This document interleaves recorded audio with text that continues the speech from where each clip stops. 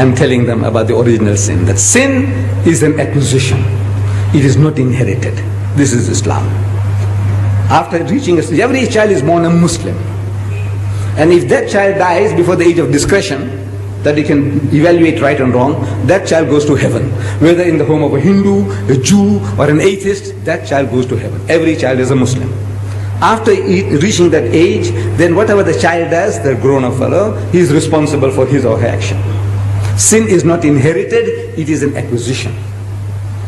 In brief, that is the Islamic theory of the original sin. It is not inherited. The Christians say it's inherited, we say it is not inherited. So at question time, these are all missionaries, Christian missionaries. They're trained. So one guy stands up and says, Mr. Deedat, even if this child was born out of wedlock, means the man and the woman had committed zina, adultery, fornication. Out of marriage, they had sex and they produced this bastard child, even if the child is a bastard child. I said, yes, even if the child is a bastard child. It is no fault of the child. If there is a law, you punish the man and the woman for committing adultery. But the child is innocent. You can't strangle the child because the child is born bastard, can you? No, it's no fault of the child. I said, the child is innocent. That's the answer. So the guy stands up again and says, Mr. Deedat, how can anything good come out of evil? Adultery is evil. Out of that, how can a clean, pure child come out? And my system was, question time, the man asks the question, I'm sitting down and I stand up and I answer the question and I sit down again. Another guy stands up, asks the question, I stand up to answer. And it took me a little longer to stand up. How can anything good come out of evil? Adultery is evil. How can a pure child come out of that? Out of zina?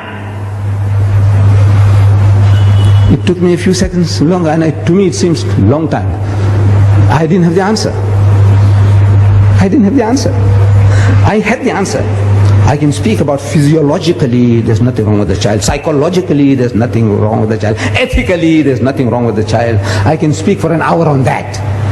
But at the end of the hour, the guy can still nod his head and says, Mr. Deedat, how can anything good come out of evil? Same place.